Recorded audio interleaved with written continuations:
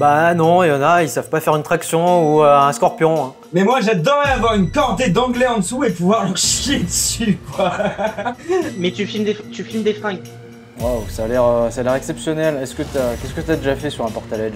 Et ça allait bien fort mettre la petite story, hein. Ça allait bien fort mettre la petite story. Bonjour à tous et bienvenue dans Entre Grimpeurs, le podcast escalade le plus solide du game, le plus réel du game, le plus moustachu du game, le plus traction à un bras du game. Ici on parle et on débat de la grimpe dans toutes ses formes jusqu'au plus controversé. Les épisodes sont enregistrés en live le lundi à 18 h, donc si vous souhaitez participer à l'émission, tous les liens sont dans la description.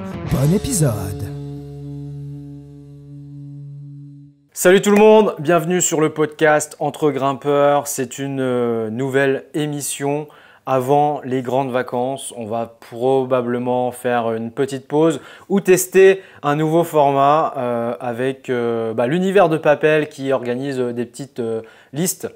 C'est le jeu qu'on a fait la dernière fois. Si vous êtes resté sur le live de YouTube, on essayera de garder quelques petites émissions divertissantes pour les grandes vacances. En attendant, aujourd'hui, on va traiter d'un nouveau sujet, comment filmer l'escalade. On est en très bonne compagnie cette semaine avec toute l'équipe réunie au complet à bloc, Papel Pedro et notre ami Style Alpin qui va commencer sa chronique, qui va commencer le podcast avec sa chronique et va nous raconter l'histoire des premiers cinéastes de la montagne, ceux qui ont fixé l'image de l'alpinisme. On m'appelle, désolé, c'est le live, je suis très sollicité, hein, mais je prends quand même le temps pour faire ce podcast. Et je disais que Style Alpin, notre ami Guillaume, va nous raconter l'histoire des premiers cinéastes de montagne, ceux qui ont fixé l'image de l'alpinisme sur la pellicule bien avant Instagram. Ça va être une ode à l'aventure de plein air pour filmer des grands aventuriers, de Joseph à Georges Terraz. C'est toute une dynastie qui a inventé l'esthétique alpine. Voilà, Guillaume, ça a l'air d'être un sujet historique. Ouais, ouais, comme d'habitude, ouais. On reviendra à ta chronique. Après, ça sera au tour de A-Block qui revient sur le fond. Comment filmer l'escalade aujourd'hui?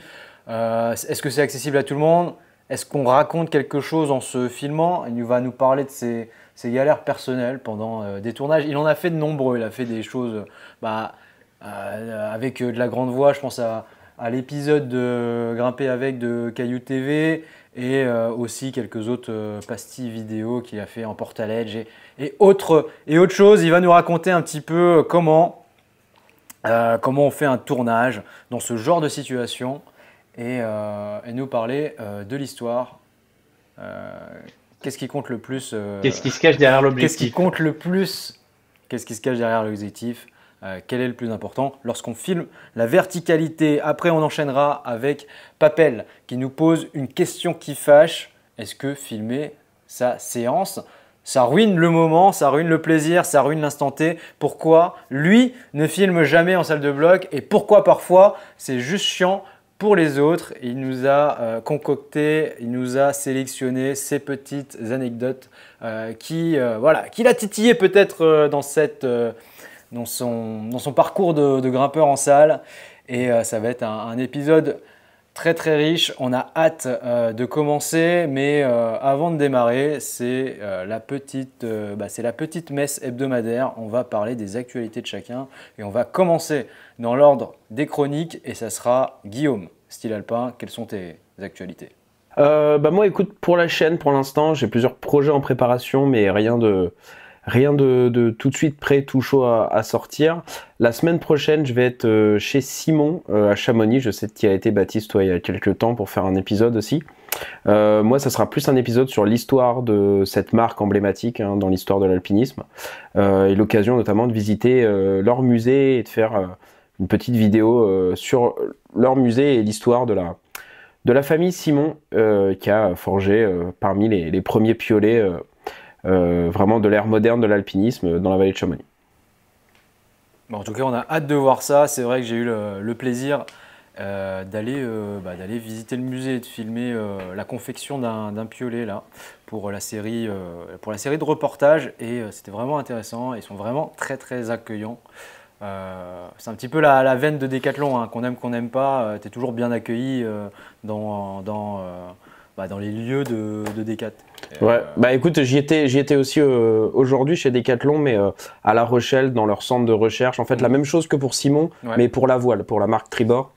Et c'était hyper intéressant aussi. Accueillant ou pas? Est-ce que tu... Très accueillant. Le mec qui m'a reçu, il sortait d'un test parce qu'ils ont une piscine de test. Donc le mec avec qui j'avais rendez-vous, je l'ai vu passer en pancho, trempé, qui a traversé le hall comme ça en me disant « Je vais me changer, j'arrive ».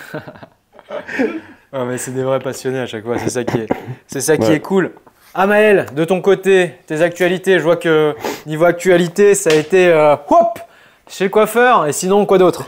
Non, petite coupe, faut se préparer pour le Mont Blanc, tu vois, pour les images, les caméras. Non, voilà, préparation pour le Mont Blanc, et sinon je lance en place une nouvelle expérience dans la région du Pays Basque où je propose aux personnes qui le souhaitent de venir faire une nuit en Portaledge.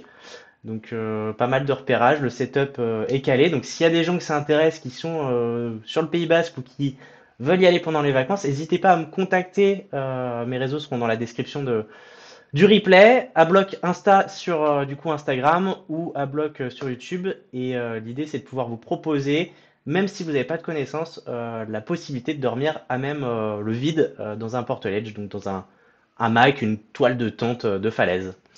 Waouh, ça a l'air exceptionnel. Qu'est-ce que tu as déjà fait sur un portaledge? Pas mal de choses, mais ça on restera. Non mais non, je voulais dire, non, mais ma question c'était comment on fait caca? Non, mais c'est T'as des sacs, non? Déjà, c'est dans des mets un petit sacs, sac, mais tu peux retirer le petit clips avec l'élastique, tu vois, qui est juste derrière ton cul là. Ouais, ça c'est pour le baudrier. Et ouais, non. Mais j'ai entendu des légendes là, comme quoi ils avaient des espèces de tubes. Comme normal. Hein. C'est quoi la légende là du Yosemite où ils utilisent en grande voie des espèces de tubes pour aller déféquer Ouais, c'est ça, c'est des petits à sacs. 300 mètres de haut. Au Yosemite, t'es obligé de garder du coup un petit sac et de prendre tous tes déchets avec toi. Tu peux pas te chier sur les cordées du bas. Parce que moi j'adorerais, mec, avoir une corde. Ah oui, c'est pour ça ils ont un tube, du plastique et ils chient dans le tube. C'est pour ça qu'ils ont un long tube. Ouais. Mais moi j'adorerais avoir une cordée d'anglais en dessous et pouvoir leur chier dessus, quoi. Ça me ferait beaucoup trop rire. Et tiens. Bon, on en apprend à chaque podcast de nos orientations. Papel, c'est quoi tes actualités là? Est-ce que tu as quelque chose qui te fâche là, qui t'émoustille? Qui m'émoustille, ouais, surtout niveau grimpe. Là, comme je le disais dans un épisode précédent, c'est enfin l'hiver qui est arrivé. Donc on est au début de l'hiver à La Réunion, donc c'est un peu la saison des projets. J'en ai trouvé deux. Un 7B, un 7C, les deux sont très différents, les deux sont très stylés. Le 7C est plus dur, forcément. Surtout que c'est beaucoup moins mon style, c'est très bloc, la voie doit faire une dizaine de mètres. Et c'est un peu ce que je te disais avant qu'on démarre l'émission, c'est que individuellement, chaque mouvement passe, mais lier le tout, c'est quand même dur. Le 7B, c'est beaucoup plus accessible. J'ai pas trop de doutes sur l'enchaînement. Je vais probablement faire une vidéo dessus, d'ailleurs, sur comment travailler une voix pour les gens qui sont comme moi, des énormes flemmards qui n'aiment pas travailler de voix. Et la voix est stylée, surtout, ça me plaît beaucoup plus en termes d'esthétisme. En gros, c'est une magnifique dalle, un magnifique dévers, puis une magnifique dalle. La voix doit faire une trentaine de mètres, c'est incroyable. Je suis très très fan. Donc ouais, ça fait plaisir de pouvoir grimper un peu dans du dur. C'est kiffant. Après, toujours beaucoup de taf sur la formation. Je suis assez content de mon prochain sujet de vidéo. Je pense que ça va être intéressant. Je vais pas le dévoiler là, mais normalement ça devrait être cool. Voilà. Écoute, on te souhaite beaucoup de courage pour terminer ta formation. On a hâte de voir ça. De mon point de vue, c'est quoi l'actualité? On va recevoir je pense qu'on aura déjà reçu au moment de la sortie du podcast les nouveaux vêtements de la collection d'été, la collection Gravity X, les shorts, les pantalons Nival. Ça c'est le premier point. Deuxième point, on a enchaîné les reportages sur ma chaîne. Là il y a un format, le premier format qui est sorti sur un acteur de la verticalité. Voilà, ça permet de mettre aussi en avant des personnalités sur ma chaîne perso avec des reportages immersifs. C'était sur Fred Vionnet qui fait de l'escalade depuis 36 ans, qui est un coach entraîneur qui a complètement changé sa maison en un centre d'escalade pour entraîner des grimpeurs. Donc c'est à retrouver sur ma chaîne perso Baptiste Rouche. Et la vidéo marche plutôt bien, ça fait plaisir à voir. Il y a déjà en 3 jours, quelques jours, il y a combien? Il doit y avoir 850 heures de visionnage et plus de 6000 vues sur une chaîne à trop bien. 1,7 abonnés, 1,7 000 abonnés. Aïe, aïe, aïe. Donc ça va, c'est plutôt enthousiasmant. Les gens ont envie de voir ce genre de format, donc c'est cool. Ils peuvent faire l'impasse sur ma personnalité un petit peu, irritante, on va dire. Non, bon les gars, c'est la fin de l'actualité. Je vous propose de rentrer directement dans le podcast. Les gars, le chat, n'hésitez pas à participer. Vous êtes de plus en plus nombreux à être en live sur YouTube. N'hésitez pas à vous abonner. Vous le savez, notre objectif d'atteindre les 1000 abonnés, ce palier symbolique, pour commencer à partir de septembre à faire des podcasts avec des invités, au moins 1 ou 2 invités par mois. C'est notre objectif pour venir approfondir les sujets qu'on a survolés avec notre humble expérience de l'escalade. Donc n'hésitez pas à vous abonner et surtout à participer au chat, à poser vos questions. On y répondra. On va passer à la chronique de notre cher ami Guillaume. Guillaume, mais déjà, où est-ce que tu es? À chaque épisode, tu es quelque part. Contextualise-nous un petit peu où tu es là. À chaque fois, il est dans un environnement différent. Et après, on te laisse parler de ta chronique. Style alpin présente vieille latte et grandes aventures. Ouais, non, là je suis à La Rochelle, je suis plus en mode surf et kitesurf, et je fais pas trop d'escalade, mais là je reviens en Savoie la semaine prochaine, donc on va aller grimper, notamment je pense ensemble, Baptiste et Amael, je crois, donc voilà, je vais revenir à la montagne pour un gros mois de montagne là, en juillet. Je voulais vous parler, pour revenir au sujet, je voulais vous parler, moi, de la famille Terraz. Donc Terraz, déjà, c'est un nom assez emblématique de Chamonix.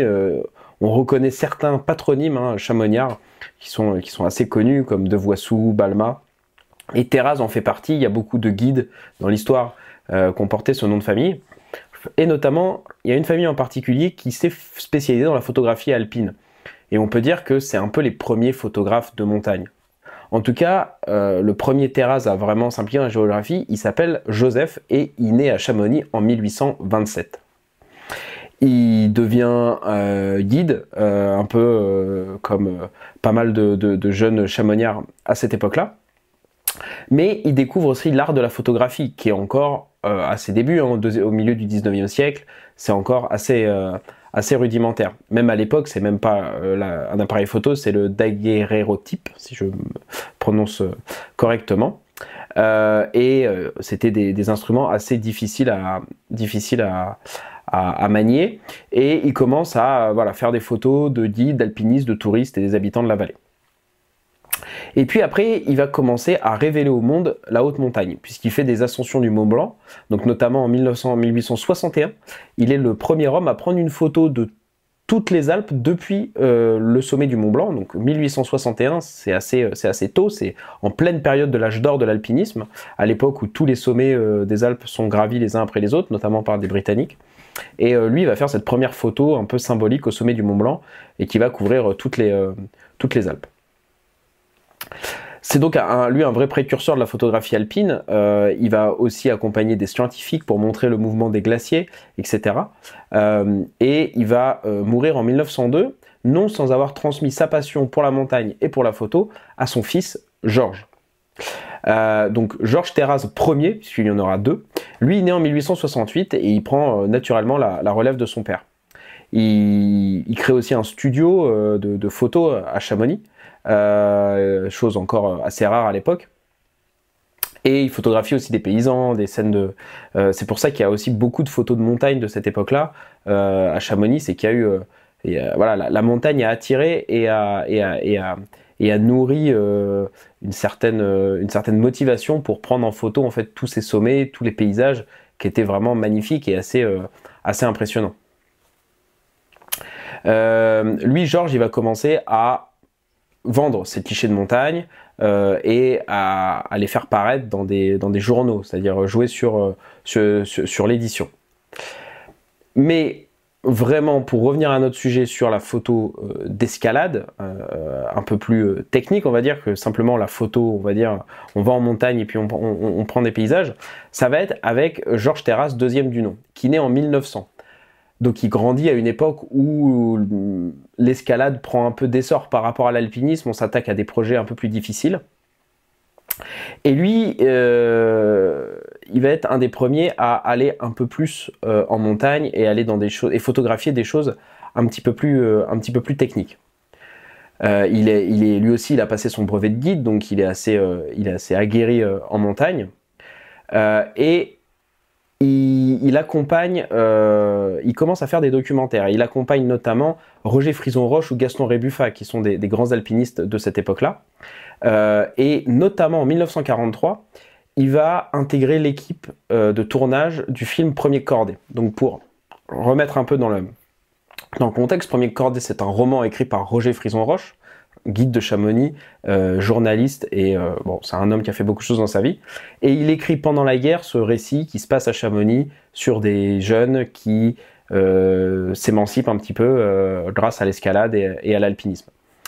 Et ensuite, Roger Frison-Roche est fait prisonnier, il est un peu en cavale en France, recherché par les autorités d'occupation. Et il arrive à Chamonix en 1943 quand le film inspiré de son livre est en train de se tourner. Et il arrive à faire en sorte que ça soit son ami Georges Terrasse qui est embauché pour les prises de vue en montagne, parce qu'en fait c'était une équipe de tournage qui est arrivée de Paris, sauf qu'il voulait vraiment des prises de vue quasi réelles, même si c'était des acteurs, il fallait avoir des prises de vue en montagne. L'action du livre se passe dans l'aiguille des Drues, donc il fallait recréer un environnement de verticalité, etc. Et Georges Terrasse va vraiment avoir une approche assez révolutionnaire pour permettre à l'équipe de tournage de vraiment filmer et d'avoir des angles de caméra qui recréent vraiment une sensation de verticalité, de vide, de parois. Il participe aussi à des expéditions de Roger Frison-Roche dans le Hogar, donc c'est des montagnes en Algérie, et aussi en Antarctique. Et là, on peut dire que la photographie de montagne dans la famille Terrasse passe dans une autre dimension parce qu'elle se verticalise beaucoup plus. Et surtout, elle passe aussi à l'image animée au cinéma. Et enfin, le dernier maillon de la dynastie Terrasse, c'est Pierre Terrasse, qui naît lui en 1933. Et pareil, il suit les traces de son père, Georges, deuxième du nom, j'espère que vous suivez. Et pareil, il va vraiment amener sa patte dans la technique, la prise de vue en altitude et vraiment du suivi de grimpeurs, même dans des terrains assez difficiles d'accès. Donc c'est cette dualité en fait entre le fait de déjà être un alpiniste, un montagnard aguerri, pour pouvoir aller vraiment prendre des prises de vue dans des endroits difficiles d'accès et pas accessibles à des photographes, on va dire, non spécialisés. Bien sûr, avec Pierre Terrasse, la photographie de montagne passe aussi de la couleur, passe aussi du noir et blanc à la couleur dans les années 60. Il va accompagner également Roger Frison-Roche et Gaston Rébuffat. Et notamment, il est assez reconnu pour les prises de vue qu'il a fait pour le film Étoiles et tempêtes et Entre terre et ciel, en 55 pour Étoiles et tempêtes et en 61 pour Entre terre et ciel avec Gaston Rébuffat, qui sont vraiment des films de montagne assez révolutionnaires pour l'époque, parce que là, les prises de vue, les photos, les vidéos sont vraiment offrent vraiment un sentiment de verticalité, de vertige. Donc il y a tout, hein. Il y a la poésie, la présence de Gaston Rébuffat, mais surtout la capacité de Pierre Terrasse à vraiment capter des moments de grimpe qui commencent à on est loin de Free Solo, hein, on est d'accord, mais on commence à vraiment sentir la verticalité, le vide, et donc du coup la dextérité et l'engagement des alpinistes qui sont au centre de l'écran. Donc je vous encourage vraiment, je vous avais déjà parlé je crois dans d'autres lives, mais allez regarder Entre Terre et Ciel et Étoiles et Tempêtes de Gaston Rébuffat, qui sont vraiment pour moi des chefs-d'œuvre pour leur époque, qui ont beaucoup de poésie, qui sont très très beaux, et qui ont surtout des images pour l'époque assez révolutionnaires. Donc voilà, je vous encourage vraiment à aller découvrir le travail de la famille Terrasse dans la photographie de montagne. Malheureusement, les clichés d'avant 1920 de la famille Terrasse ont été perdus parce qu'il y a eu une inondation à Chamonix. Et en fait, voilà, les photographies très anciennes de cette famille ont été perdues, tout simplement. Mais il reste le travail notamment de Pierre Terrasse pour se faire une idée de ce qu'on était déjà capable de faire entre guillemets ce qu'on appelle aujourd'hui du suivi d'athlètes. Mais qui était voilà, de la prise de vue en montagne avec des photographes qui étaient aussi guides et qui est aujourd'hui une tradition perpétuée par beaucoup de guides qui sont aussi photographes. Je pense à Mathis Dumas aujourd'hui qui fait beaucoup de photos et qui est guide aussi. Mais voilà, en tout cas, ils sont restés dans la postérité moins pour leur activité de guide ou d'alpiniste que de photographe, mais c'est quelque chose qu'on peut pas séparer l'un de l'autre. C'est-à-dire pour faire ce genre de photos, tu es obligé d'avoir un certain bagage technique en escalade, en alpinisme, en ski, pour pouvoir suivre des athlètes ou aller faire certaines photos dans des positions qui requièrent pas seulement un talent de photographe, mais aussi un talent de sportif et de montagnard. C'est une belle histoire là que tu racontes parce qu'on l'oublie souvent derrière l'image, tout le travail que ça mène pour suivre les athlètes en fait. Les mecs, des fois, ils sont quasiment aussi forts que les athlètes, mais ils ont cette capacité en plus Exactement. de capter, d'avoir le bon angle, de savoir quel objectif utiliser, à quel moment, avec quel loot. Mais Et puis ils portent 2 appareils photo, plusieurs objectifs, un drone, donc il y a aussi une charge.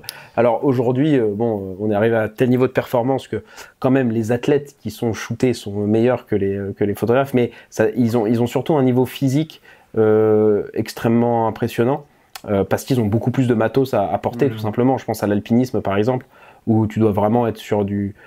tu chasses la légèreté quoi, sauf que quand on porte du matos, alors c'est devenu de plus en plus léger, mais ce qui remet aussi dans le contexte, c'est qu'à l'époque, alors ils partaient avec des Leica compacts, mais dès que devait y avoir un peu plus de matos, c'était aussi toute une logistique, mais ça c'est dans tous les domaines. Avant, la légèreté, c'était pas la priorité absolue, c'était plutôt la sécurité. Donc il y a ça à remettre en question. Mais je suis d'accord avec toi, les mecs qui font du suivi d'athlètes aujourd'hui au haut niveau sont très très très très très très forts, tant d'un point de vue technique que d'un point de vue physique. non. Et puis c'est vrai que on le voit pas, mais il faut être devant l'athlète ou devant le sujet, en tout cas que tu photographies. Donc tu cours pour prendre de l'avance, puis après tu es derrière, puis tu reviens devant, et puis tu es le premier à te lever pour set ton matos, et puis à la fin de ta journée de tournage, ça s'arrête pas parce qu'il faut décharger les caméras et tout. Enfin, c'est fastidieux quoi, mais c'est hyper intéressant.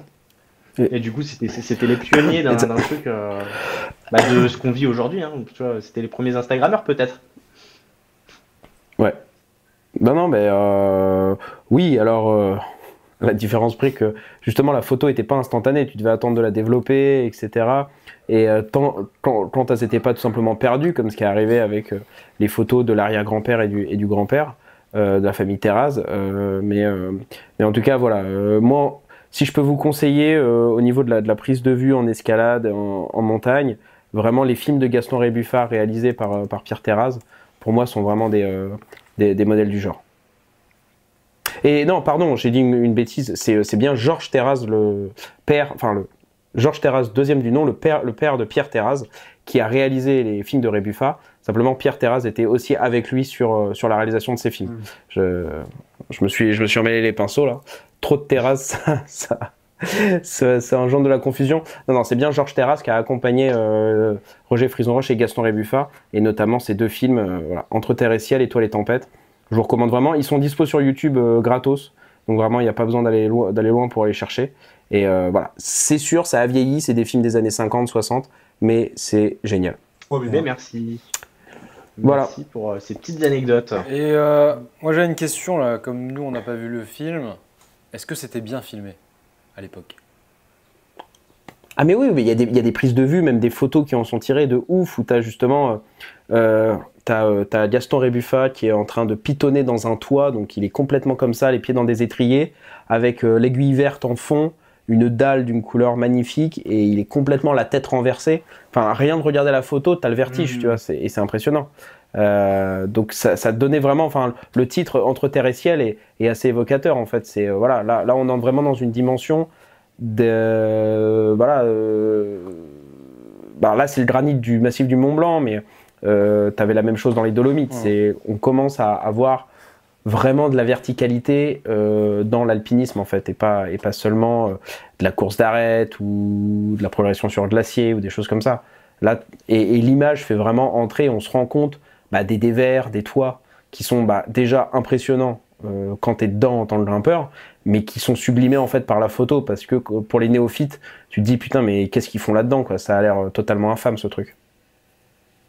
Bon on va voir si on peut vous mettre des images là sur le montage, là si le monteur peut y penser, ça serait vraiment chouette. Tu peux les trouver sur YouTube. C'est moi le monteur en plus, non? Oui. Vu qu'on a décalé. C'est Papel le monteur. Vas-y. Guillaume, tu avais quelque chose à ajouter? Mais tu m'envoies les photos, Guillaume, que j'ai pas allé chercher, quoi.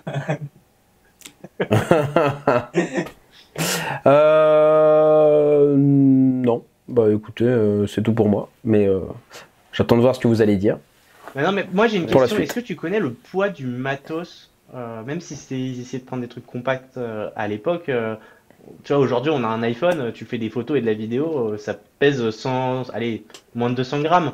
Mais à l'époque... Je sais pas. Je pense que c'était surtout plutôt que fallait pas trop te chier aussi pour prendre la photo, tu vois. C'est-à-dire qu'aujourd'hui, tu fais une photo de merde, tu sais, tu peux la supprimer direct et tout.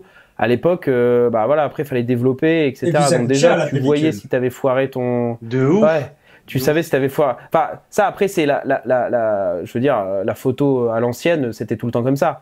Sauf que, quand tu faisais une photo d'une tulipe dans un pré, tu avais un pied...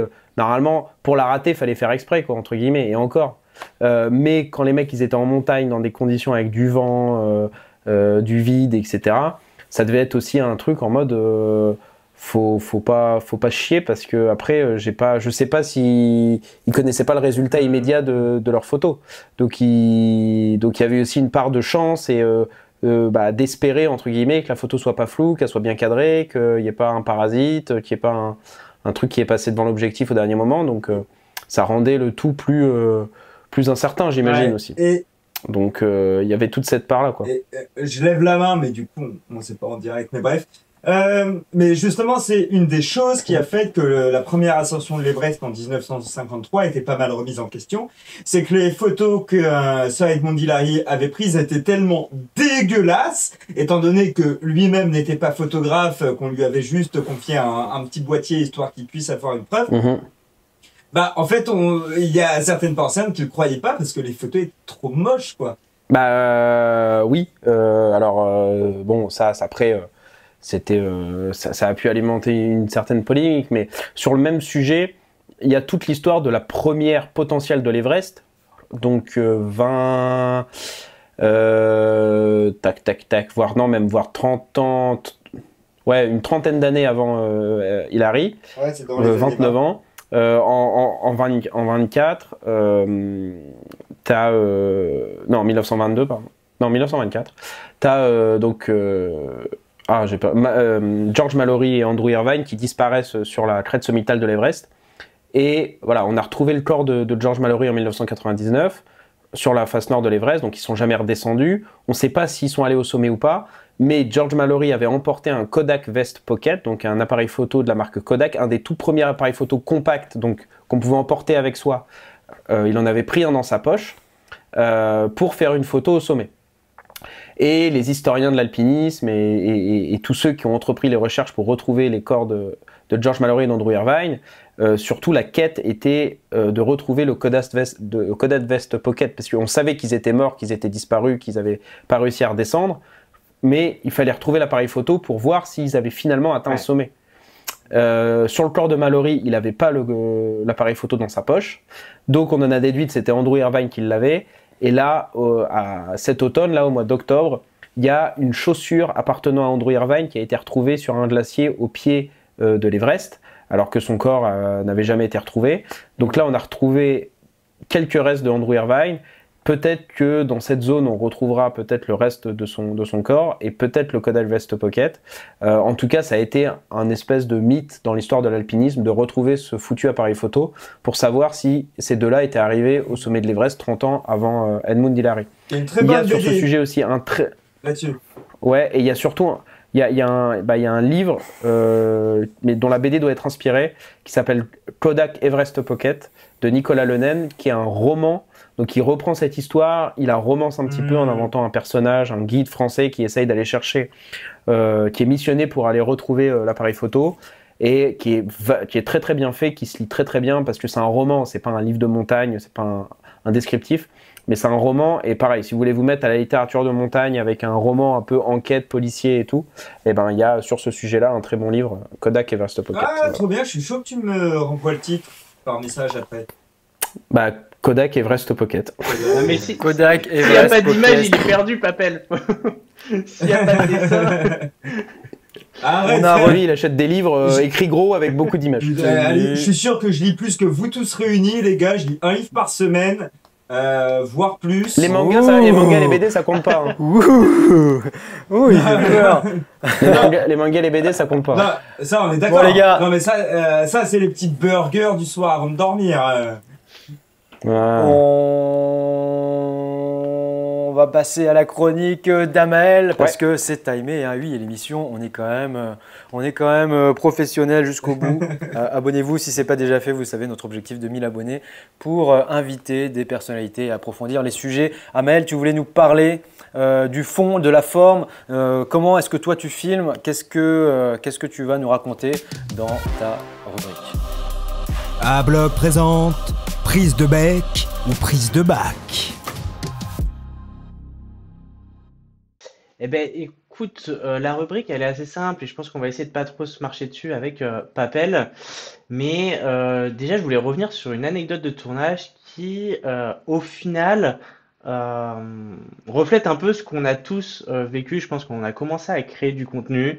C'est de se dire que il faut plein de caméras, plein d'outils, plein de choses. Et que pour faire de la belle image ou des belles idées, faut avoir l'Insta360, faut avoir la GoPro, faut avoir le boîtier Canon, faut avoir... Et en fait, tu te rends très vite compte que un téléphone et un seul appareil, en fait, à partir du moment où tu as un truc qui filme, l'histoire que tu racontes derrière, c'est le plus important, quoi. Et la prise de son. Si tu sais Attention. filmer. Bah, Si tu bien sais filmer. Bien évidemment, Papel. Si tu sais filmer. Si tu sais Ouais. filmer. Parce que oui, effectivement, faut quand même le cadre, faut quand même. Mais je trouve que ça, tu vois, t'auras beau regarder tous les tutos du monde, il y a une certaine forme de sensibilité artistique derrière, tu vois, genre. Après, il y a un savoir-faire, mais il y a une sensibilité sur ce que tu veux essayer de créer et amener. Mais je me suis. Ouais, je suis d'accord avec toi. Mais en fait, c'est que à Blog, je m'y suis mis professionnellement parlant là depuis 3 ans.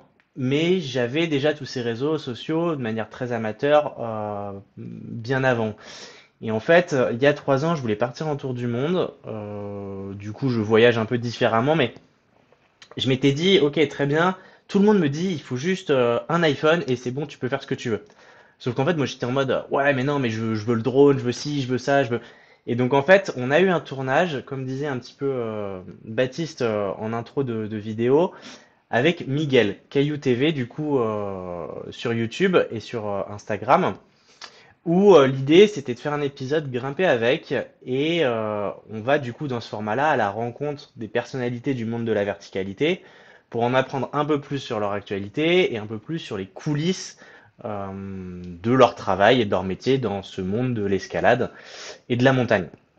Et en fait, pendant ce tournage-là, on s'est confronté à plein de problématiques. En fait, ça a été hyper formateur. Ça a été pour moi un tournage, je l'ai vécu comme un échec parce que j'ai pas réussi à faire ce que je voulais, mais par contre hyper formateur. En ce sens que le concept était de l'emmener en grande voie et du coup de filmer cette ascension, mais avec une image hyper léchée, hyper cinématographique, sauf qu'on n'était que deux. Un cadreur, moi et l'invité. Et en fait, c'est impossible. C'est-à-dire que pour filmer ça, Impossible. du coup, je me suis retrouvé avec une perche derrière la tête avec une Insta360, une GoPro sur le casque, le cadreur sur une corde fixe, mais pour installer la corde fixe, à chaque longueur, il fallait que je monte, que j'installe une corde fixe, donc il me permet au cadreur de progresser sur cette corde pour pouvoir aller filmer ensuite mon ascension avec Miguel en grimpe. Et en fait, tu te rends compte que ouais, quand t'as pas une équipe de prod dédiée pour installer en amont les cordes fixes, pour ensuite se gérer en autonomie sur leurs cordes et toi n'avoir qu'à grimper, ça devient vite beaucoup. On a craché le drone, tu vois, on a voulu faire voler le drone Putain, en partant depuis c'était la quoi ton falaise. drone? Un Mavic Mini. Alors je sais plus, ça devait Enfin, être ça va. Ouais, Mais, c'est pas un Mavic ouais. Pro haute, mais bon, t'y es attaché, Ça c'est fait ton toujours matos. chier.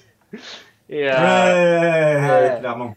et du coup, tu vois, je me vois à bout de bras, tu vas commencer à envoyer le drone, il part, commence à voler tranquille, et puis tu sais, j'étais dans ma longe à l'arrache en train de filmer, à un moment, il y a une bourrasque de vent, quand j'ai voulu le ramener, ça a tapé la paroi, bon il est descendu de Ouais. 200 mètres, craché en bas, perdu, j'ai mis je sais pas C'est combien le d'heures à le problème du retrouver. mini, il supporte pas le vent. Il Exactement. supporte pas le vent. Ouais. Exactement. Mais c'est là où en fait t'apprends, tu vois. Et c'est Mhm. là où tu te dis et tu te confrontes à ce que tu avais en tête sur la théorie. En fait, des fois en pratique, c'est plus compliqué à mettre en œuvre que ce qui n'y Ouais, paraît. complètement. Et c'est aussi pour ça que je trouve qu'on a beaucoup de création de contenu dans l'escalade qui s'axe beaucoup plus sur l'indoor que l'outdoor. Moi, ma velléité, elle est vraiment d'aller dehors, elle est de faire du contenu dehors. Mais en fait, tu te rends compte que c'est Mais en fait, t'as pris ma rubrique, mec. beaucoup plus T'as compliqué. pris ma rubrique. Le Mais gars, c'est il a pour- copié ma rubrique, quoi. Et parce qu'on a, en fait, on s'entend bien aussi pour ça, on a cette même velléité-là, et en fait, c'est pour ça que je voulais De pas ouf, de ouf. trop forcément empiéter sur le truc, mais je pense que c'est important d'avoir chacun son discours là-dessus, et j'ai hâte d'avoir en fait ton retour d'expérience. Mais c'est ça où je voulais juste rester là-dessus, c'est que s'il y a un conseil à donner, c'est vraiment faites-vous kiffer, et je pense qu'un téléphone ou une GoPro, ça suffit amplement pour faire des trucs vraiment classe, mais Ça pas dépend besoin. ce que tu veux. Ça Dans un dépend ce premier que tu temps. veux. Dans un premier temps. Après, Euh, nous, à notre niveau, c'est pas pour extrapoler, mais je pense qu'on sait déjà euh, travailler autour de l'image et donc du coup, on va aller chercher des choses qui sont peut-être plus avancées. Mais pour commencer, dans un premier temps, cherchez pas à avoir trop de matos oui, parce que c'est oui, compliqué à oui, gérer. clairement. Alors oui, je suis complètement d'accord avec toi. Si tu veux apprendre à filmer, tu prends une GoPro et tu apprends à faire un cadre avec une GoPro. On est complètement d'accord. Ça, faut de toute façon y aller vraiment petit à petit.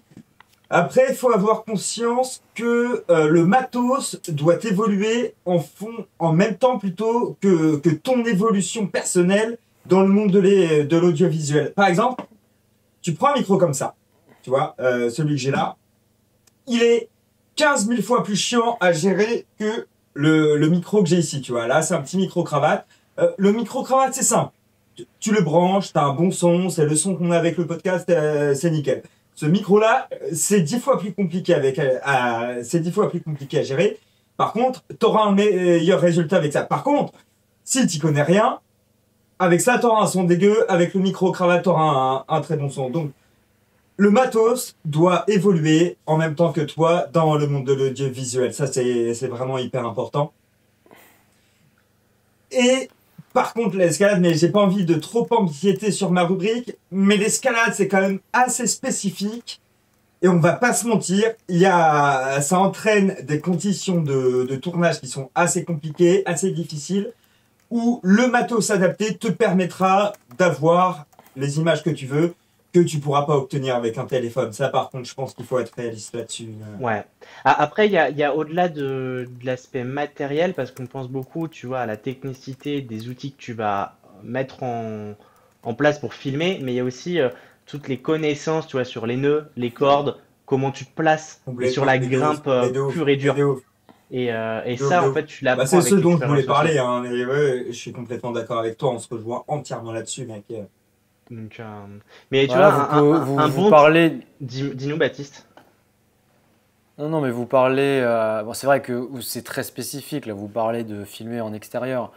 Après, filmer en intérieur, ça va. Je pensais que c'était plus la partie de Papel qui avait des anecdotes. Mais je vous rejoins et je vous laisse continuer. Vas-y, Amel. Et je sais plus où je voulais en venir, mais il y a un deuxième sujet qui me vient et ça répond aux commentaires de qui nous a envoyé un petit message il y a pas longtemps de Victor en commentaire. N'hésitez pas d'ailleurs à nous poser vos questions si vous en avez, on va y se faire un plaisir d'y répondre. Et donc Victor nous dit, est-ce que le bloc en salle est-il devenu trop instagrammable aux dépens de la technique pure?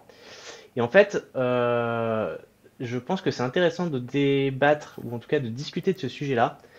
Si tu prends les salles, par exemple, en Corée, tu arrives dans une salle en Corée, on te file un trépied, où tu peux récupérer des trépieds, et tu peux te filmer, et les lignes de blocs sont souvent hyper épurées. Genre, tu as juste la ligne, et t'as pas d'autres prises. Je sais pas trop ce que vous en pensez de sa question, de savoir si justement l'escalade n'est pas devenue trop instagrammable avec beaucoup de mouvements de coordination, de run and jump. Euh, mais je trouvais intéressant parce qu'en France, je trouve qu'on n'est pas forcément toujours bien vu quand tu filmes tous tes blocs, alors que dans certains pays, c'est plutôt dans la culture, ça fait partie du sport, tu vois. Est-ce que c'est devenu un sport Instagrammable? Je dirais que oui.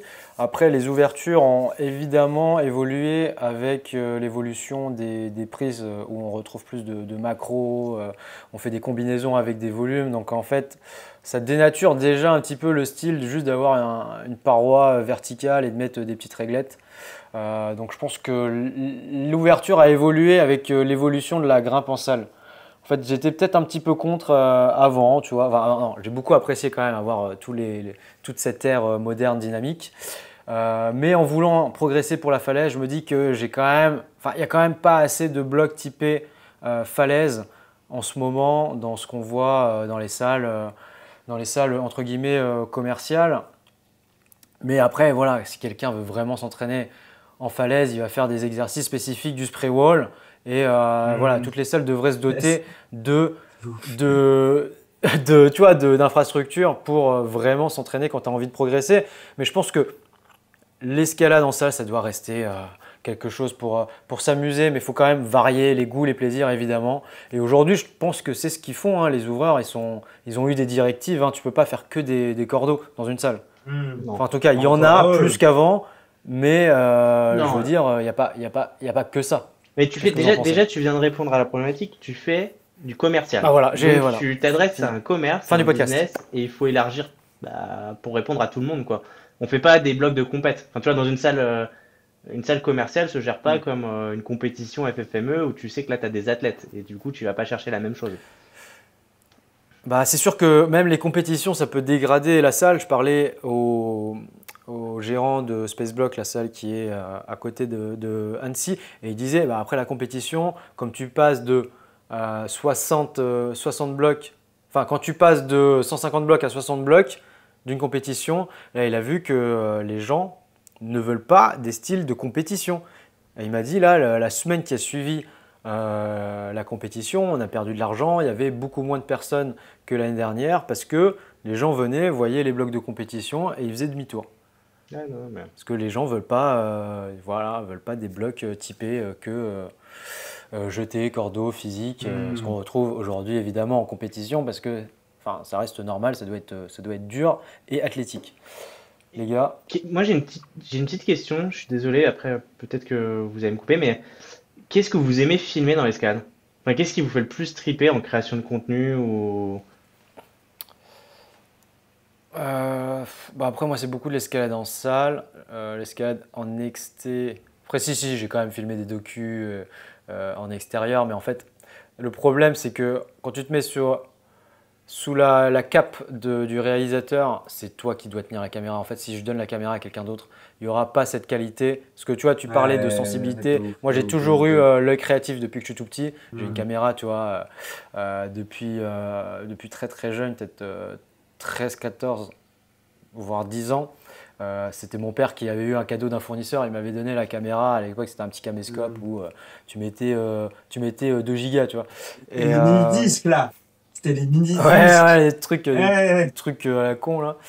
Et du coup, j'ai toujours eu une petite sensibilité. Et c'est vrai que, tu vois, même quand là, je suis avec Thomas, je je passe la caméra, il s'est amélioré, mais tu vois, il n'a pas les réflexes qu'il faut pour donner une narration à l'image sur le moment. Ouais. Quand je te parle instinctivement d'aller filmer, faire plusieurs valeurs de plan, faire une valeur de plan esthétique, parce que voilà, il y a une différence entre faire beaucoup de valeurs de plan et capter une belle image. Mais ça s'apprend avec le temps et la pratique. Après, pour l'escalade, les gens, tu as juste besoin d'un trépied et de filmer. Enfin, je pense qu'aujourd'hui, les gens veulent apprendre à filmer en salle. En fait, c'est ça ce qu'ils attendent, un conseil. Mais c'est ce que en salle. Ouais. Mais si tu veux apprendre à filmer en salle, c'est facile. Tu apprends à filmer d'une manière générale, tu sauras filmer en salle. Tu n'auras aucune des contraintes que tu as en extérieur. Oui, mais il faut quand même, si tu veux faire des vues et que ça marche, pour répondre à la question, qu'est-ce qu'on aime filmer? Moi, c'est le côté comment dire, storytelling. Tu vois, je vais venir, je vais parler à la caméra, je vais faire une petite scène, je vais troller. Tu vois, là, c'était sur la grimpe torse nu, c'est même aller trop loin. C'était, voilà, j'ai fait vraiment, c'est une prise. Les vidéos que j'ai fait, c'est 30 secondes où je dis de la merde pour rigoler et je vois ce que ça fait quand je le balance sur Internet et ça fait évidemment des flammes. Alors que dans les salles où j'étais, j'avais le droit de me mettre torse nu et c'est ça que j'aime bien en fait. C'est filmer ce petit côté comique et voir la réaction sociale sur les réseaux sociaux. Mais après, oui, il faut aussi avoir un bloc qui est quand même sympathique à faire et dans lequel tu prends plaisir à travailler.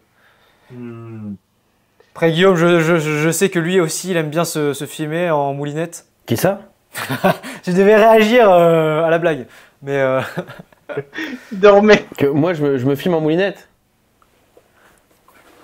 Est-ce que toi, t'aimes bien te filmer, Guillaume, en escalade ou te photographier? Non.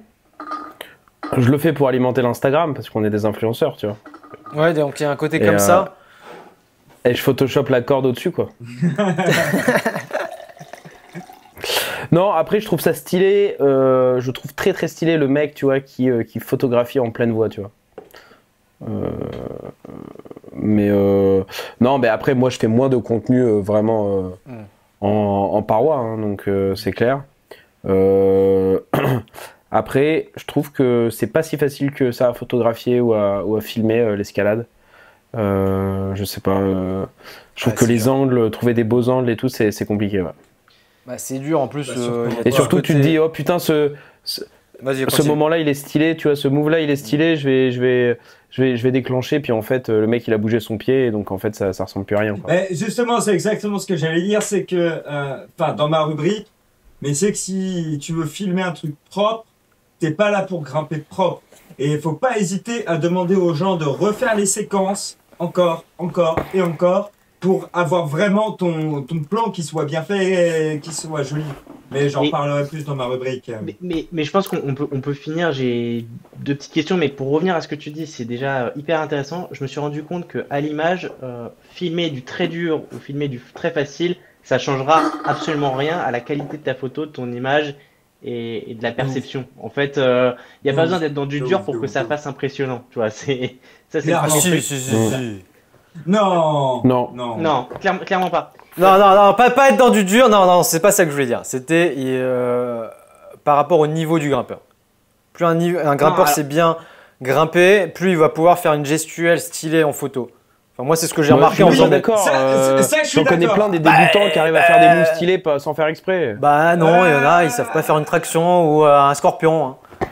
Ouais. Oui, mais c'est pas. Moi non plus, mais encore une fois, c'est pour une photo. En fait, il faut voir surtout la situation. Il faut voir la situation et le cadre. Ouais. Imaginons que tu es une belle arête avec un paysage magnifique et un cadre qui s'y prête. Bah, même si le mec n'a pas de technique, tu peux aller chercher un truc avec une profondeur de champ qui peut être vraiment belle.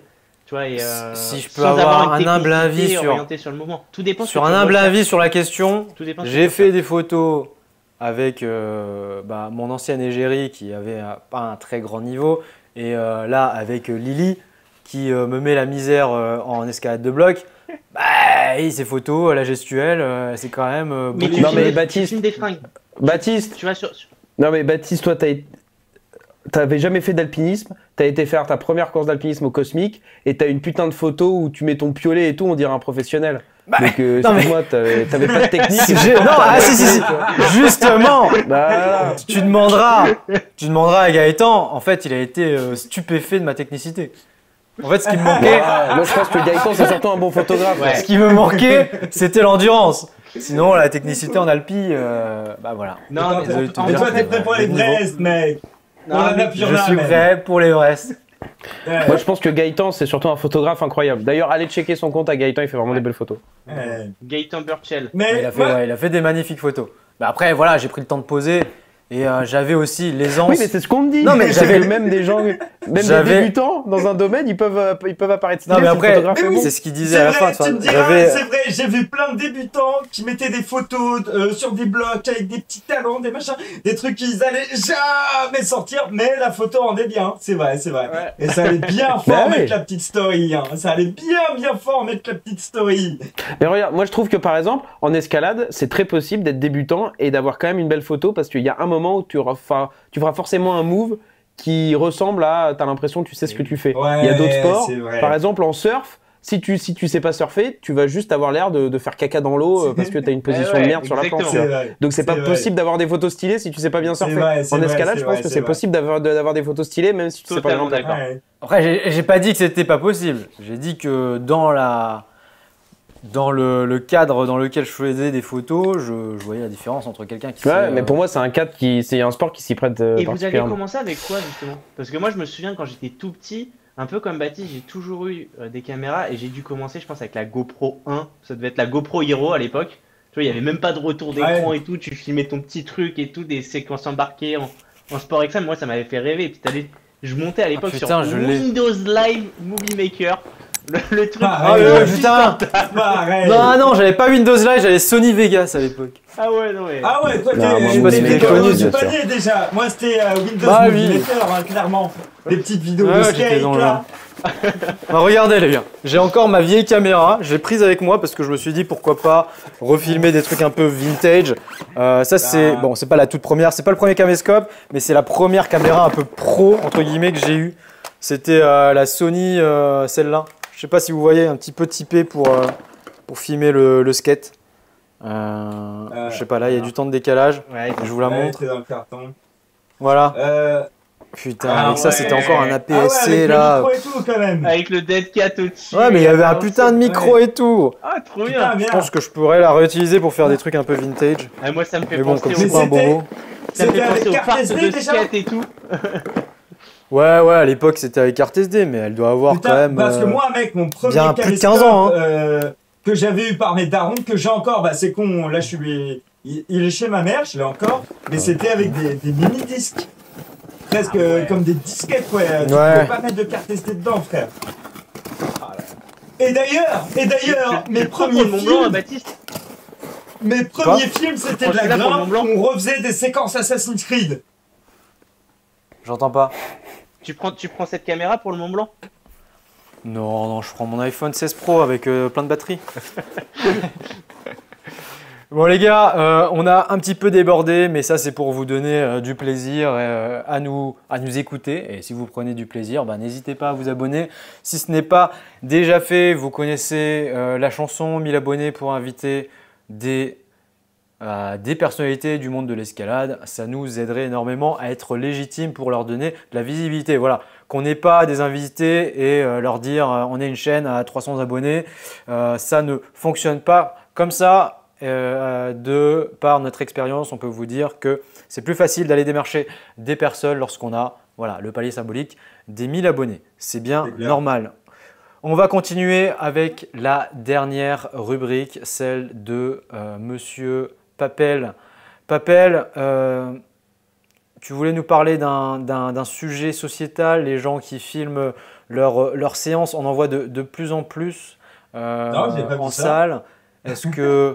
Est-ce que pour toi, c'est quoi? Est-ce que filmer sa séance, ça ruine le moment? J'ai pas mis ça, moi, mec. T'as pas mis ça, alors pourquoi je l'ai? Attends.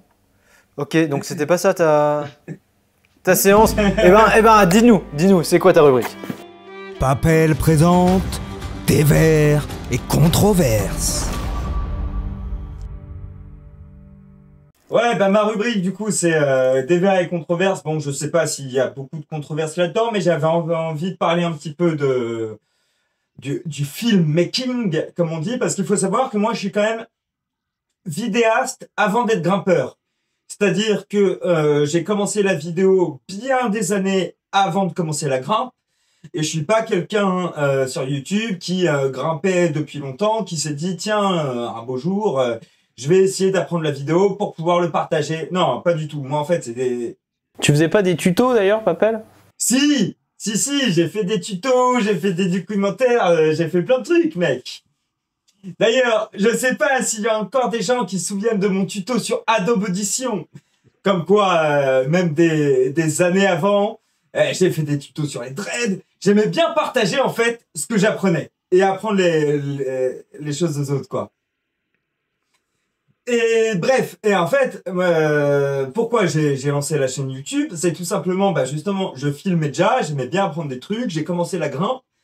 Et bah, ça ira d'ailleurs avec le pourquoi je filme jamais en salle de bloc. J'ai vu que sur YouTube Game, les gens étaient trop nuls. Il y avait que des mecs éclatés au sol. Je déconne. Mais il y avait pour moi, une surreprésentation du bloc intérieur. C'est-à-dire que bah, il y avait côté bloc. Amel, ta chaîne c'est à bloc et tu filmes majoritairement en inté. Vincent Grimpe, il filme en inté. Il y a les autres, je sais pas trop qui c'est, etc. Mais il y avait vraiment cette surreprésentation du bloc intérieur sur YouTube qui, moi, ne me parlait pas. Moi, j'aime pas le bloc. Ça m'a jamais spécialement intéressé. Je pense que ça m'intéressera jamais, hein, faut dire ce qui est. Et bref, je me disais, putain, il manque un truc sur YouTube en extérieur. Et tout ce que tu trouvais à l'époque sur YouTube, sur la thématique de la grimpe extérieure, c'était mal filmé. Bah souvent, voilà, c'était fait à l'arrache, à la GoPro. Il y avait pas de cadre, c'était le son de la GoPro directement. Moi, je trouvais ça pas très bien fichu et je me suis dit, ok. J'aime bien filmer, j'aime bien la grimpe, j'aime bien l'extérieur. Il y a peut-être un petit truc à faire. Et donc, c'est là où je me décide de lancer ma chaîne YouTube. Je vais peut-être pas raconter tout le déroulé de pourquoi, comment, les réflexions que je me suis faites là-dessus. Mais bref, ce qui nous intéresse, c'est que au bout d'un moment, je me dis, ok, vas-y, on va essayer. Et malgré cette expérience du filmmaking que je pouvais avoir, je me suis rendu compte d'un truc. Filmer des voies d'escalade, c'est une galère. Mais une galère. Parce que même si t'as pas spécialement besoin de trop de matos, si tu filmes juste à la GoPro, si t'es pas toi-même déjà un très bon filmmaker, ça va rendre dégueulasse. Pourquoi ça va rendre dégueulasse? Parce que c'est très compliqué de gérer tes valeurs de plan avec la GoPro, ce qui fait que tu auras un angle extrêmement large qui, pour vulgariser les choses, ne rend pas bien si t'es pas très très proche de ton sujet. Tu peux faire des petits trucs bien à la GoPro, mais bref, ça demande pas mal d'expérience. Ce que n'ont en général pas les gens qui filment uniquement avec des GoPro. Mais surtout, c'est que ça va être très compliqué de filmer en extérieur en étant seul. Imaginons que tu as envie de filmer quelqu'un qui soit dans une voie d'escalade. Ok, juste quelqu'un qui est en train de grimper. Bah, ce mec est en train de grimper. Il faut quelqu'un qui soit en train de l'assurer.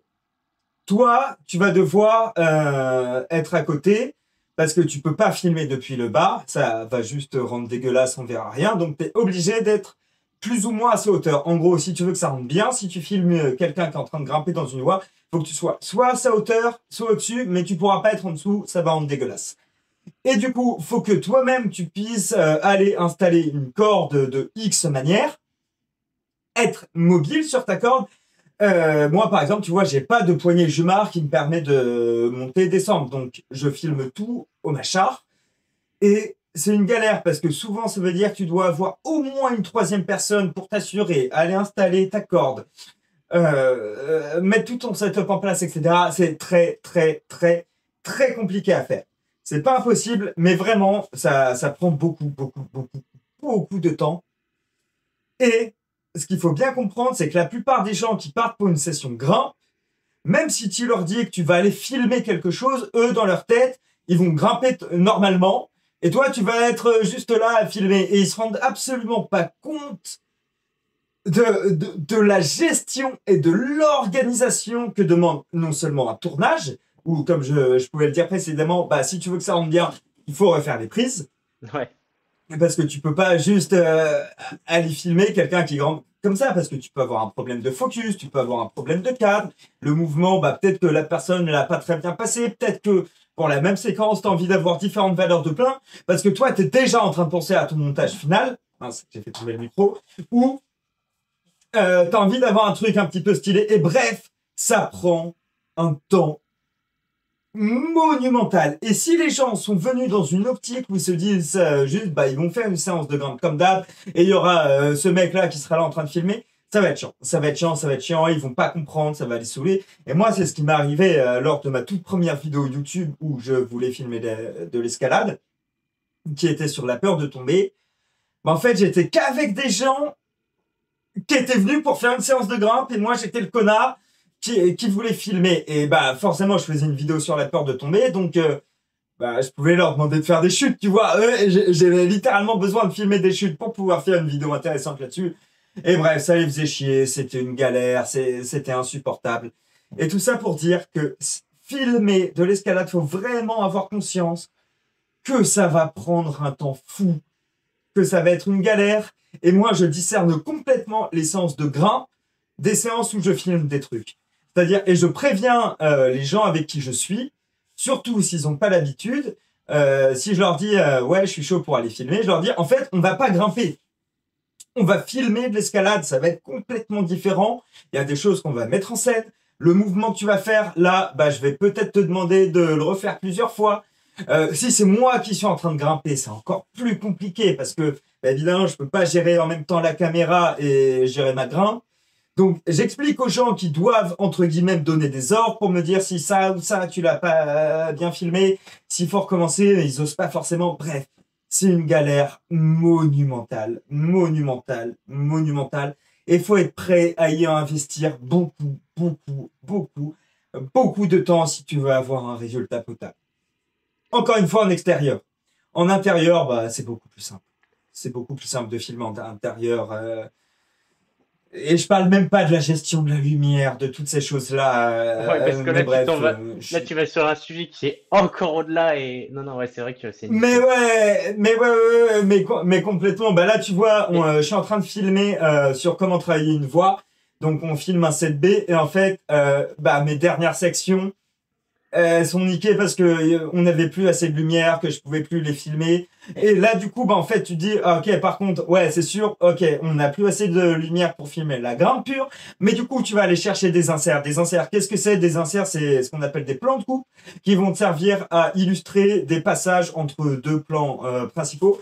Et là, par exemple, bah, je voyais que j'avais de magnifiques ombrages de feuilles avec le soleil en contrebas qui se couche, et ça rendait super bien. Et faut avoir l'idée et la connaissance de se dire, ok, pour illustrer ce problème qui fait partie de mon storytelling, que la séance a dû se terminer plus tôt que prévu parce que le soleil se couchait, bah tu vas pouvoir l'illustrer avec ce bête plan qui dure quelques secondes. Du soleil qui se couche et des feuilles où t'as l'ombre de ça. Et c'est vraiment beaucoup de choses à prendre en compte. Et en fait, faut savoir que le fait de filmer, le fait de faire du montage, c'est un apprentissage aussi long que celui qui est d'apprendre à grimper. Et donc, si tu débutes là-dedans, faut en bouffer un maximum et avoir conscience que ça va prendre énormément de temps. Regarde, un petit jeu rapide. Le premier tournage en grande voix que j'ai fait, j'ai passé un certain temps dans la voix. Il y avait 4 longueurs. À votre avis, combien de temps ça nous a pris? Et je parle juste de, on est au pied de la voix, on grimpe, on fait les rappels, on redescend. Combien de temps pour faire des images sur cette grande voix, à votre avis? 4 longueurs. C'était sur une journée? C'était sur une seule journée? En gros, j'avais une journée pour avoir Miguel. L'idée, c'était à la base de faire les 8 longueurs. C'est une grande voie en 8 longueurs et on redescendait en rappel, on rentrait à la voiture. On a juste, je vous parle juste du tournage où on est au pied de la voie, on fait 4 longueurs, on redescend. Parce que déjà, on n'a pas, Allez, réussi, à, 12 on n'a pas 9 heures. réussi à monter tout en haut, ça nous a pris trop de temps. 9h. 9h. Vas-y, Guillaume.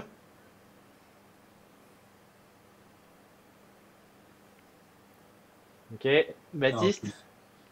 Moi j'ai dit 12. Ok, et ben on était à 13h.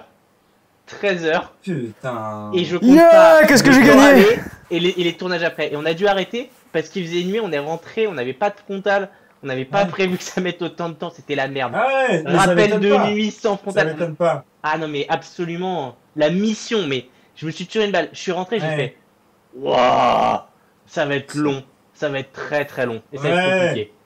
Ah ouais, non non.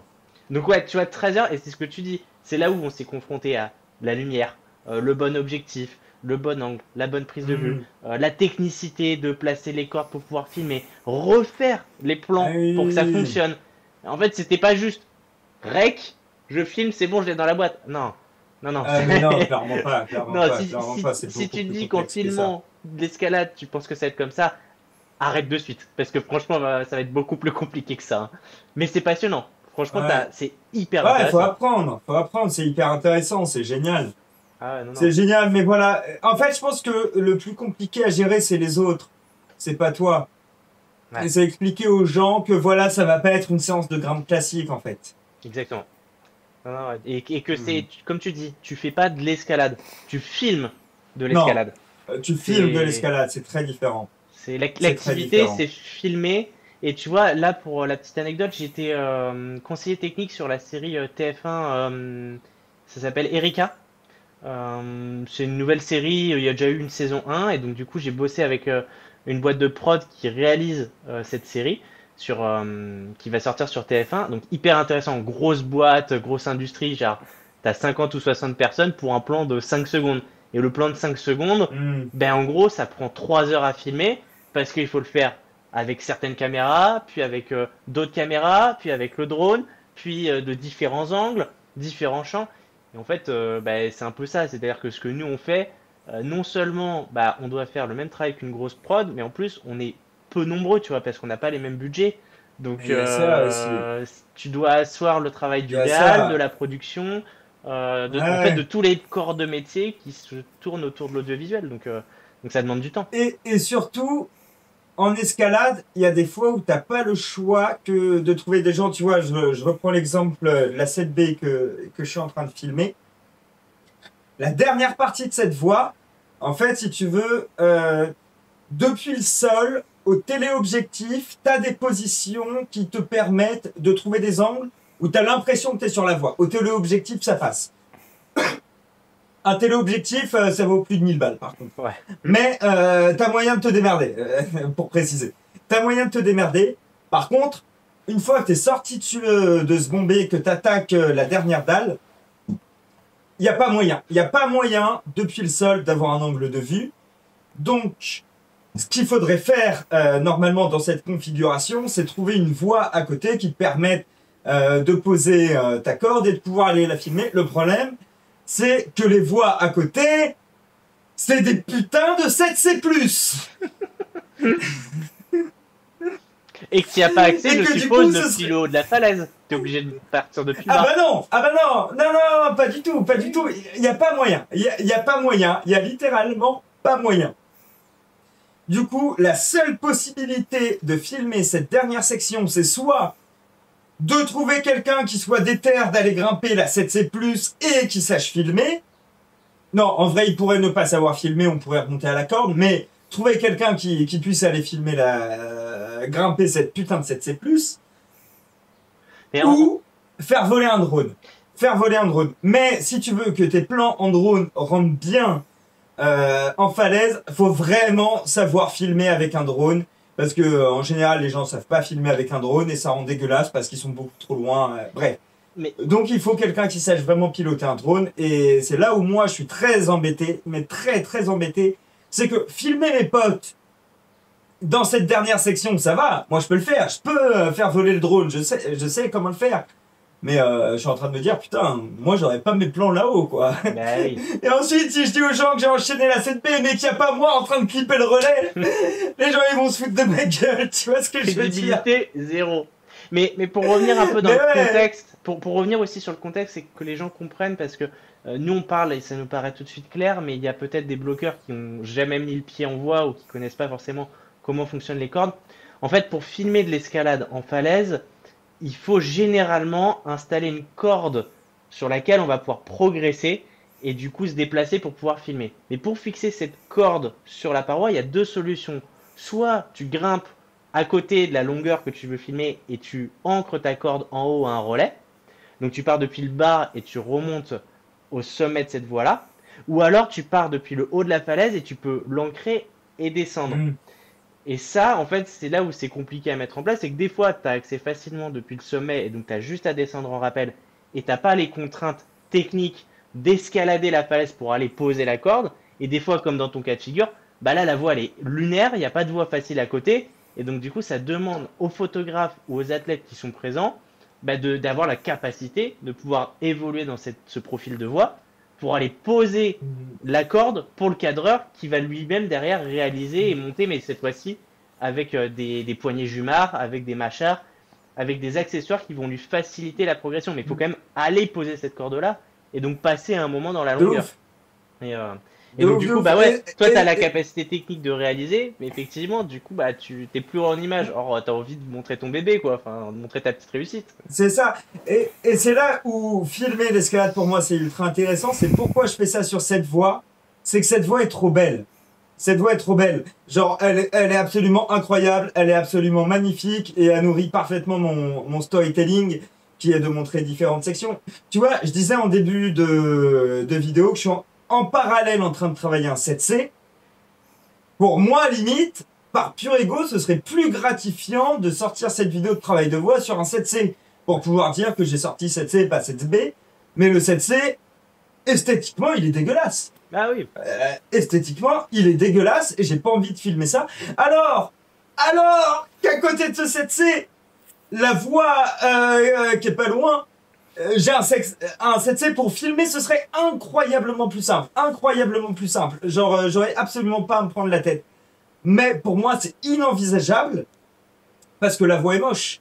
Yeah. Et que je veux filmer ça sur une belle voie avec qui soit beaucoup plus longue parce que le 7B que j'ai envie de faire, il fait pratiquement 30 mètres. Le 7C, c'est très bloc. Ça doit faire, je pense, à peine une dizaine de mètres. Enfin, ce serait moins esthétique, il y aurait moins de péripéties au fur et à mesure des sections. Enfin, pour ma vidéo finale, c'est 10 fois plus intéressant de faire ça sur le 7B que sur le 7C, quoi. Bah ouais. En tirant sur la corde, oui, mais il faut que la corde elle soit posée, frérot. Mais oui. Si c'était si facile. Les gars, est-ce que vous avez un petit mot de la fin, Papel? Petit mot de la fin. Vu le travail que je mets, venez vous abonner. C'est inadmissible que je n'ai pas encore mes 10 mails abonnés alors que je me tue à la tâche. Non, je déconne. Putain, je vais Non, peut-être te petit mot de la dépasser.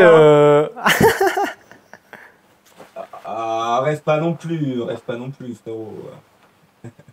J'avoue. Mais non, petit mot de la fin, non, en vrai, j'en ai pas spécialement. Si vous voulez filmer, faites ça bien. Ouais, voilà, si, j'ai complètement un mot de la fin. Ah, il a un mot de la fin. J'encourage tout le monde à créer du contenu autour de l'escalade parce que c'est absolument incroyable. Merci beaucoup, Aimé Pagès, tu régales. J'encourage tout le monde, mais s'il vous plaît, sortez-vous les doigts du cul. Allez pas nous refaire ce même contenu qu'on voit encore et encore sur les réseaux où c'est juste ouais, j'ai sorti mon bloc rouge, Arcos Nation. On s'en bat les couilles, vraiment. Genre, trouvez votre truc. Il est tellement violent.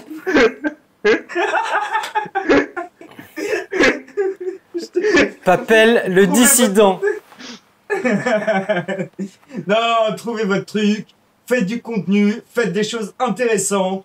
Et encore une fois, si vous voulez des retours, si vous avez envie de créer du contenu, envoyez-moi un message. Je suis pas violent dans mes retours, mais je vais pas vous caresser dans le sens du poil. Hein. Je vais vous dire ce qui va pas, mais je le ferai avec plaisir. Ouais. Et bienveillant. Moi, j'ai un petit mot de la fin. En tout cas, merci. J'ai un petit mot de la fin. pour filmer, il suffit d'un truc qui filme. Voilà, point. Orelsan. Voilà. Oh, il plaît Orelsan. Il y a un petit mot de la fin, Guillaume, ou pas?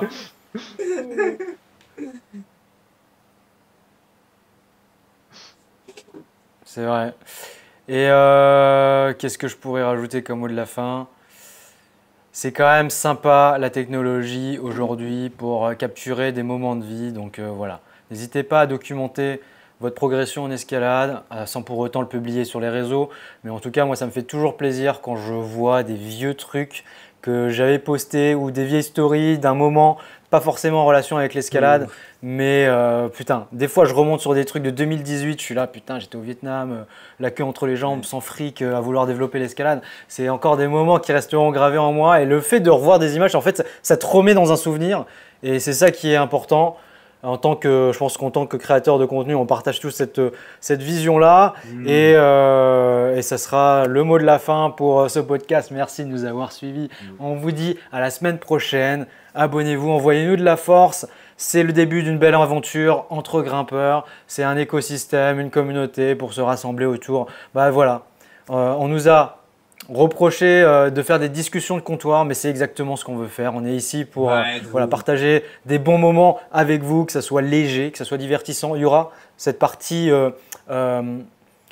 personnalité de l'escalade qui vont venir approfondir des projets avec une expertise beaucoup plus approfondie que la nôtre. Et on n'est pas là, nous, c'est pas notre rôle de le faire. On est là pour faire du divertissement, de la légèreté et surtout vous partager ce qu'on aime dans l'escalade. C'est la communauté. 4 potes entre grimpeurs et on vous dit à la semaine prochaine. Allez, Entre ciao. grimpeurs. Out.